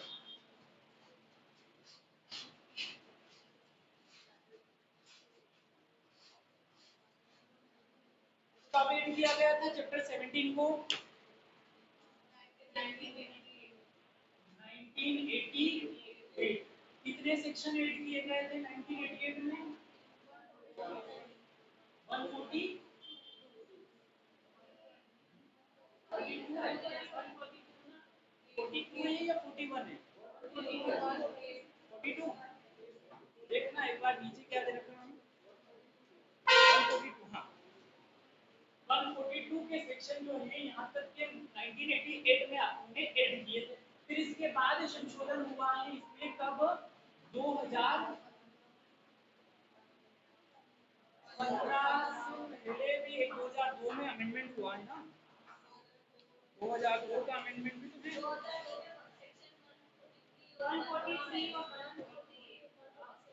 2002 के अमेंडमेंट से इसमें ऐड हुए हैं 143 से 147, है ना। फिर अमेंडमेंट हुआ है 2015 में जिसमें ऐड हुआ है 142 का प्लस 2, है ना, और एक 142 ए हुआ है, ठीक है। फिर एक अमेंडमेंट हुआ है 2018 में जिसमें ऐड हुआ है 143 ए और 148। एनआईई में टोटल सेक्शन कितने हैं, 148, है ना। तो जो यामिनी के पास डायरेक्ट है वो 2015 से पहले की है ना, ये दोनों अमेंडमेंट उसने नहीं की है ना। हाँ मैंने ही लिखे हुए थे शायद। चलिए तो सबसे पहले हम बात करते हैं सेक्शन 138 की, जो बात करता है लेखा में या लेखों में जमा राशि अपर्याप्त होने आदि के कारण चेकों का अनादरण। किसी व्यक्ति ने अपने बैंक में संधारित किसी खाते में से या तो किसी ऋण या किसी अन्य विधिपूर्ण दायित्व से उन्मोचित होने के लिए कोई ना कोई क्या किया है, चेक लिखा है और वो चेक डिसोनर हो जाता है, अनादृत हो जाता है, किस कारण से? खाते में अपर्याप्त राशि होने के कारण, या उस बैंकर के साथ आपने कोई एग्रीमेंट किया है, पेमेंट स्टॉप कर दिया है, इस कारण से अनादृत हो गया है। और अनादरण के बारे में ऐसा जो कार्य है वो क्या माना जाता है? एक अपराध माना जाता है। क्या माना जाता है? अपराध माना जाता है। और उस व्यक्ति को 2 साल तक के कारावास से या चेक की राशि से दुगनी राशि तक की शास्ति से दंडित किया जा सकता है। लेकिन ये दंड इस धारा की अन्य उपबंधों के अधीन रहते हुए दिया जाएगा। कब दिया जाएगा? जब चेक का डिसोनर हुआ है, उसकी सूचना आपको मिली है, उससे आपको 30 दिन के अंदर अंदर क्या करना होगा? लेखीवाल को एक लीगल नोटिस देना होगा। लेकिन लीगल नोटिस की तामील होने के 15 दिन के अंदर अंदर, कितने दिन के अंदर? 15 दिन के अंदर उसने पेमेंट नहीं किया है तो 138 के ग में वाद हेतु क्या हो जाता है? उत्पन्न हो जाता है। फिर आप क्या कर सकते हो? 1 महीने के अंदर अंदर उसके ऊपर सूट फाइल करके रकम वसूल कर सकते हो। क्या केस भी सारे डिस्कस करने हैं वापस से? नहीं, केस तो समझ में आ ही गए हैं ऑलरेडी। तो ये आपका सेक्शन हो जाता है 138 जो इसने कहा है। फिर सेक्शन 139 जो है वो बात करता है धारक के पक्ष में उपधारणा के बारे में। जो भी चेक का धारक है या चेक में वर्णित राशि पाने का हकदार व्यक्ति है, जिसको आपने चेक दिया है, उसको चेक आपने या तो किसी ऋण या दायित्व से भागतः या पूर्णतः मोचन होने के लिए, डिस्चार्ज होने के लिए ही दिया होगा, ऐसी प्रेजम्पशन 139 में की जाती है। सेक्शन 140 जो है वो बात करती है कि ऐसी प्रतिरक्षा जो अनुज्ञात नहीं की जाएगी। अगर लेखीवाल कह रहा है कि मुझे पता ही नहीं था कि चेक इस धारा में वर्णित कारणों से क्या हो जाएगा? डिसोनर हो जाएगा, ऐसी वो कोई प्रतिरक्षा लेना चाह रहा है चेक डिसोनर होने पर, तो ऐसी प्रतिरक्षा उसकी अनुज्ञात नहीं की जाएगी, परमिट नहीं की जाएगी। फिर 141 जो है वो बात करता है कंपनियों द्वारा अपराध, है ना? कोई कंपनी है, संगम है, व्यक्तियों का निकाय है, उसने अगर आपको चेक दिया है और वो चेक डिसोनर हो गया, तो फिर ये कारावास शास्ति या सूचना किसको दी जाएगी? जो भी उस कंपनी का निदेशक है, सचिव है, प्रबंधक है, मैनेजमेंट है, उसको यहाँ पर सूचना दी जाएगी और कार्यवाही का पक्षकार बना जाएगा, उसको दंड दिया जाएगा। लेकिन कंपनी का जो मैनेजर है, प्रबंधक है, वो ये साबित कर देता है कि ऐसा अपराध उसकी जानकारी के अभाव में हुआ है या ऐसा अपराध होने से रोकने के लिए उसने युक्त सावधानी बरती थी, तो फिर उसको दंड नहीं दिया जाएगा। या कंपनी जो है उसका डायरेक्टर मैनेजर है वो राज्य सरकार या केंद्र सरकार ने अपॉइंट किया, तब भी उसकी कोई लाइबिलिटी नहीं होगी। या कंपनी ही राज्य सरकार की है या केंद्र सरकार की है या उसके नियंत्रण की है, तब भी वो दायी नहीं होगा। यही आपका सेक्शन 141 की सारी बातें आ जाती हैं। फिर आ जाओ आप सेक्शन 142 पर, अपराधों का प्रसंज्ञान, है ना? कोग्निजेंस, कब, कैसे और कौन। क्या दे रखा है 142 के क्लोज 1 में? कब, कैसे और कौन, है ना? तो कब कब लेना है प्रसंज्ञान? नहीं, पहले में कैसे, कब और कौन, है ना? तो कैसे लेगा? लिखित परिवाद पर। किसके लिखित परिवाद पर? जो धारक है उसके द्वारा लिखित परिवाद पेश करने पर ही प्रसंज्ञान लेगा। कब लेगा?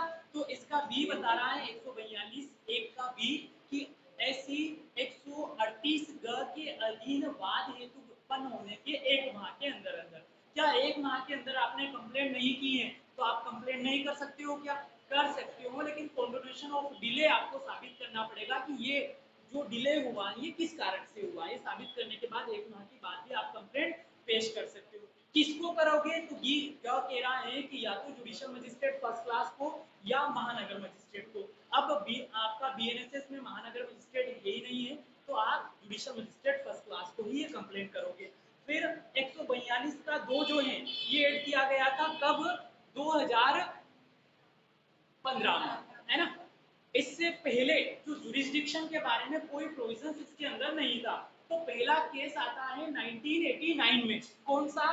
के भास्करन वर्सेस शंकरन, है ना? 1989 का, जिसने 5 जगह पर चेक डिसोनर का जुरिस्डिक्शन दिया था। एक तो जहां पर लेखीवाल रहता है, एक जहां पर ऊपरवाल रहता है, एक जहां पर वो पेश किया गया है और एक जहां से सूचना जारी की गई हो और जहां पर सूचना प्राप्त हुई। इन पांचों जगह पर चेक डिसोनर का टेरिटोरियल जुरिस्डिक्शन के भास्करन वर्सेस शंकरन में दिया गया था।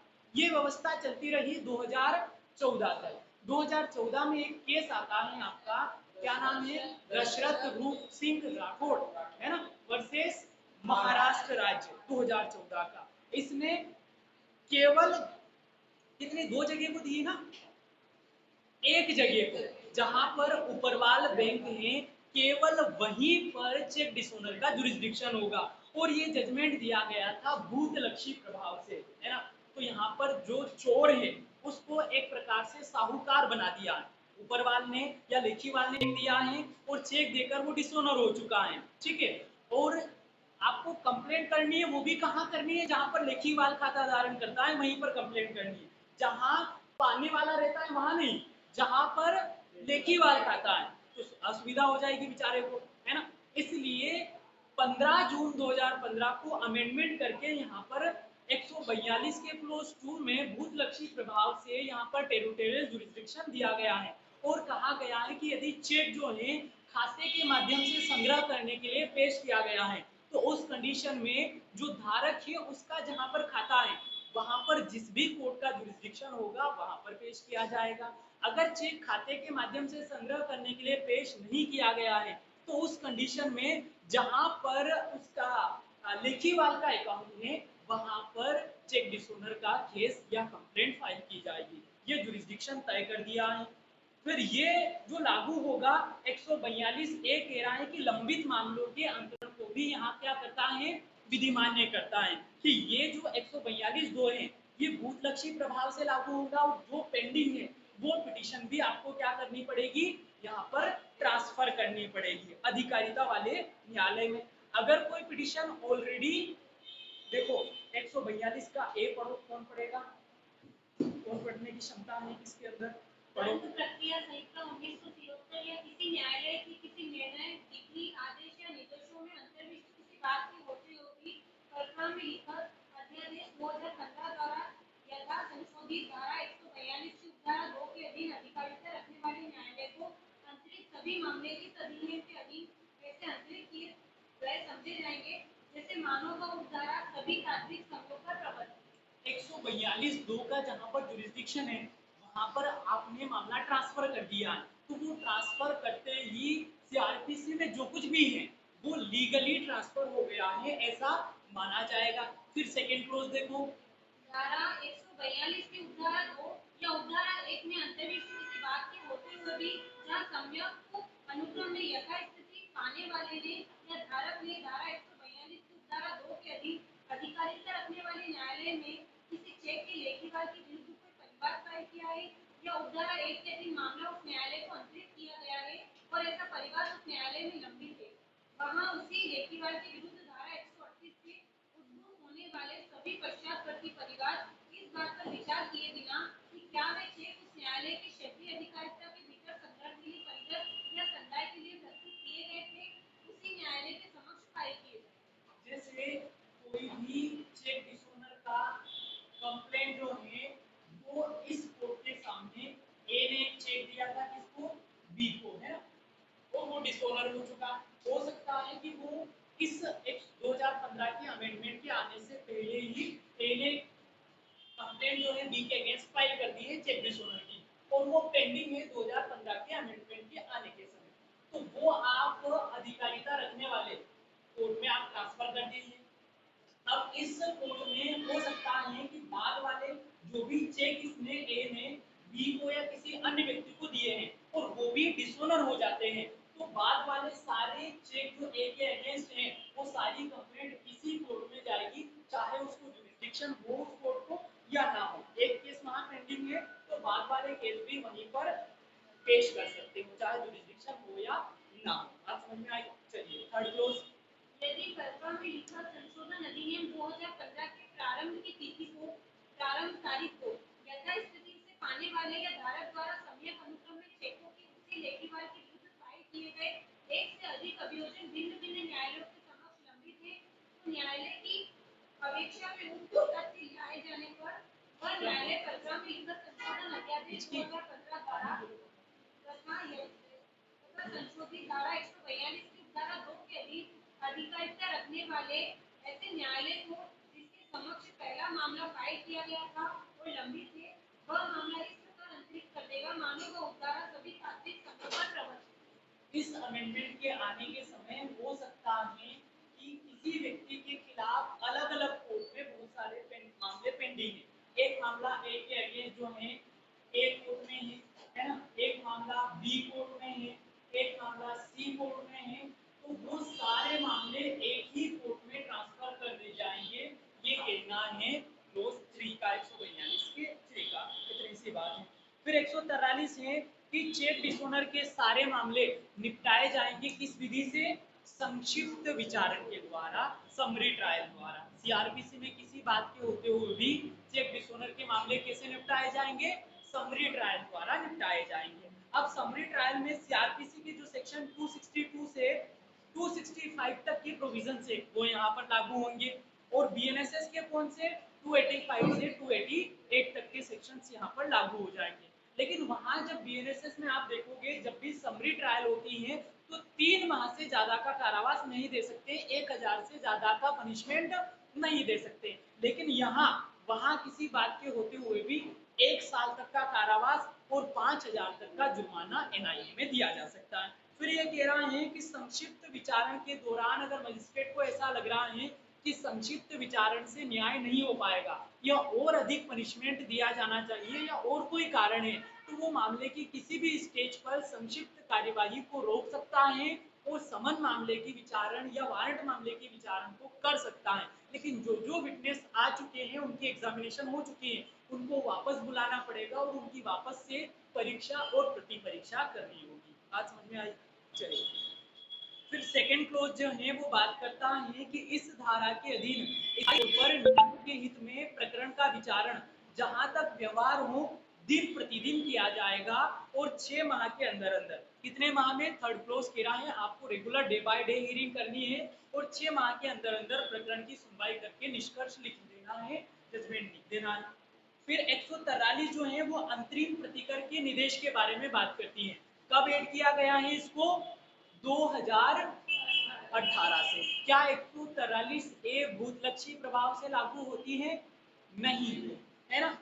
केस का नाम है जी जे राजा वर्सेस तेजराज सुराना, है ना, 2019 का है। 143 ए जो है भूतलक्षी प्रभाव से लागू नहीं होती है। जहां पर 138 की कंप्लेंट हुई लगाई गई है, उस कंप्लेंट के केस में संक्षिप्त ट्रायल में अभियुक्त को अपराध का अभिभाग बताया जाता है। क्या बताया जाता है? अपराध का अभिभाग बताया जाता है, या जब आरोप विरचित किया जाता है उस समय वो दोषी नहीं होने का अभिभाग करता है। तो यहाँ पर 143 ए की अगर पिटीशन आती है तो उस धारक के पक्ष में यहाँ पर अंतरिम प्रतिकर का आदेश दिया जा सकता है। वो प्रतिकर अधिकतम कितना हो सकता है? चेक में वर्णित रकम का 20%। आदेश किए जाने की तिथि से 60 दिन के अंदर अंदर, कितने दिन के अंदर? 60 दिन के अंदर ये लेखीवाल धारक को ये पेमेंट करेगा। अगर लेखीवाल कोई समाधान प्रद कारण बताता है तो उस कंडीशन में 30 दिन का एडिशनल टाइम उसको दिया जा सकता है।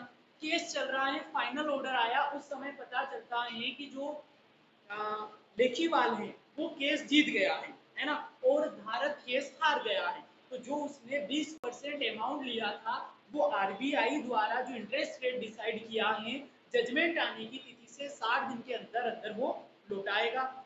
यदि धारक कोई कारण या कंप्लेनेंट कारण दर्शित करता है तो 30 दिन का एडिशनल टाइम यहाँ पर दिया जा सकता है। यही आपका 143A।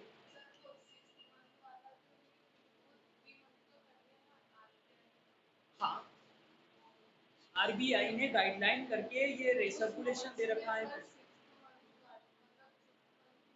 किसमें लिखा हुआ है?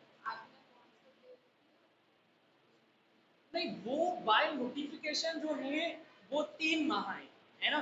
तो यहाँ पर एनआईए के अंदर प्रोविजंस कितना है? 6 माह या फिर जारी रहने की अवधि है, ये लिखा हुआ है।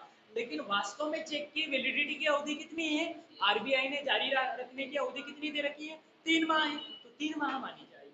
आई बात समझ में? क्वेश्चन कैसा आता है उसके अकॉर्डिंग अपने को आंसर करना है।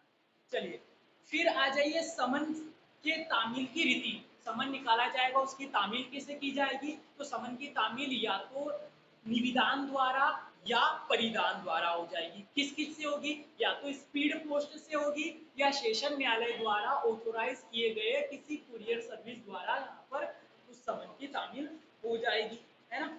फिर आ जाइए 145 जो है वो बात करता है शपथ पर साक्ष्य, है ना। एनआईए या सीआरपीसी में किसी बात के होते हुए भी यहाँ पर 145 के शपथ पत्र पर साक्ष्य दी जा सकती है। कल अपने एफिडेविट देखा भी था। बैंक स्लिप जो है प्रथम दृष्टया अनादरण का साक्ष्य मानी जाती है। 146 में 147 है इस अधिनियम के सभी अपराध या इस अध्याय के सारे अपराध क्या है?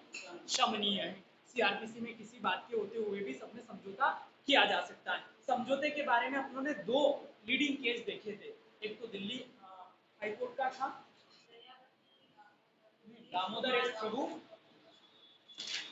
तो इनमें अगर आप फर्स्ट ट्रायल में समझौता करते हो तो कोई कोर्ट फीस वसूली नहीं जाएगी, लेकिन सेकेंड हियरिंग में या बाद वाली हियरिंग में आप समझौता करते हो तो उस कंडीशन में आपसे चेक की रकम की कितनी कितनी 15%, स्टार्टिंग में 10%, चेक में वर्णित रकम का कितना 10% वसूला जाएगा। अगर आप अपील न्यायालय में या हाईकोर्ट में समझौता कर रहे हो तो उस कंडीशन में 15%, सुप्रीम कोर्ट में करते हो तो 20%, इससे ज्यादा आपसे रकम नहीं वसूली जाएगी और ये रकम जमा की जाएगी विधिक सेवा प्राधिकरण के अंदर, ठीक है। फिर आ जाइए 148 जो है वो बात करता है दोष सिद्धि के विरुद्ध अपील के लंबित रहते समय संदाय का आदेश करने की अपील न्यायालय की शक्ति। अब यहाँ कितना संदाय करने का आदेश दिया जाएगा? 148 में 20% से कम नहीं। जो विचारण न्यायालय ने आदेश दिया है कम से कम उसका 20%, 20% से ज्यादा कितना भी दिया जा सकता है, लेकिन कम से कम 20% यहाँ पर दिया जाएगा। और जो ट्रायल कोर्ट में पेमेंट किया है उसको यहाँ पर कंपाउंड या कैलकुलेट नहीं किया जाए, उसके अलावा पेमेंट आपको देने का आदेश दिया जाएगा। क्या सेक्शन 148 जो है भूतलक्षी प्रभाव से लागू होता है? हाँ, 148 जो है भूतलक्षी प्रभाव से लागू होता है। कहा गया है सुरेंद्र सिंह देसवाल वर्सेस वीरेंद्र गांधी 2019 के मामले में, है ना। तो ये आपका एक्ट जो है इतिश्री हुआ। और कौन सा? सुरेंद्र सिंह देसवाल वर्सेस वीरेंद्र गांधी 2019, ये भूतलक्षी प्रभाव से लागू होता है। 148।